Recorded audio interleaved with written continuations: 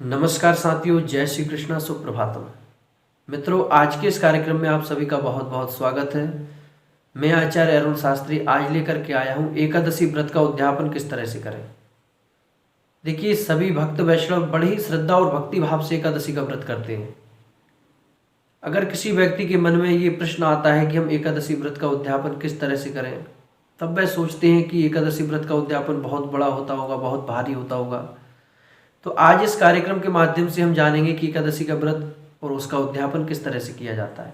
पहले तो हम व्रत के नियम जानेंगे कि व्रत क्या होता है और वास्तव में हमें व्रत किस तरह से करना चाहिए। देखिए, व्रत का जो शाब्दिक अर्थ होता है, व्रत का मतलब होता है संकल्प। किसी भी कार्य की हम संकल्प कर रहे हैं। अब संकल्प लेकर के हम भूखे बैठे रहें, हमारा मन संसार में ही लिप्त है, हमने बस व्रत कर लिया, तो आजकल जो फॉर्मेलिटी चल रही है ये बिल्कुल गलत है।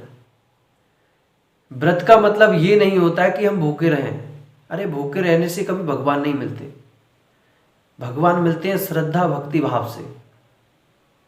हमें देखिए त्याग करना चाहिए, अन्न का नहीं। वैसे अन्न तो निषेध है ही है व्रत में, लेकिन ये कहने की बात है, सबसे पहले हमें अपने दुर्गुणों का त्याग करना चाहिए। हमारे अंदर जो कुविचार बैठे हुए हैं उनका त्याग करना चाहिए। हमारे अंदर द्वेष भावना पल रही है उसका हमें त्याग करना चाहिए। हमारे अंदर जो शत्रुता है उसे त्यागना चाहिए। ईर्ष्या भाव को त्यागना चाहिए, छल कपट को त्यागना चाहिए। आपका असली व्रत तो ये है। लेकिन लोग आजकल मान बैठे हैं क्या कि बस हम आज भोजन नहीं करेंगे, क्या बोले हमारा व्रत है। तो इस तरह का व्रत आपका किसी काम का नहीं है, क्योंकि भगवान कहते हैं कि निर्मल मन जन सो मोहि पावा, मोहि कपट छल छिद्र न भावा। अगर आपका अंतःकरण निर्मल है तब आपको व्रत करने की आवश्यकता भी नहीं है, भगवान ऐसे ही मिल जाएंगे। लेकिन व्रत अनुष्ठान ये भगवान को प्राप्त करने के एक माध्यम है। आइए आज हम जानते हैं कि एकादशी व्रत का उद्यापन किस तरह से करते हैं। देखिए, सबसे पहले मैं आपको बताना चाहूँगा कि एकादशी का जो व्रत होता है वह दशमी के दिन से ही लग जाता है। दशमी की शाम को आप भोजन न करके फलाहार ही करें कुछ, और आपको चाहिए कि अपना अधिक से अधिक समय प्रभु चिंतन में व्यतीत करें।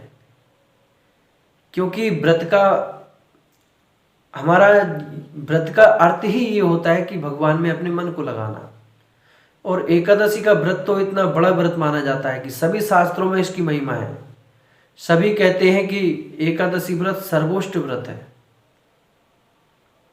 इसलिए हमें चाहिए कि एकादशी व्रत निराहार रह करके करें। और एकादशी के देखिए जो व्रत भी नहीं रहते उन्हें भी अन्न का परित्याग करना चाहिए, जो मन से व्रत नहीं रहते। क्यों? क्योंकि पाप, एक बार कथा आती है किसी पुराण में कि भगवान ने पापों का निर्माण किया। पाप बहुत दुखी हुए, दुखी होकर के भगवान के पास पहुंचे कि भगवान हमें ये बताइए कि आपने हमें बनाया क्यों। क्यों? बोले सभी लोग हमसे घृणा करते हैं,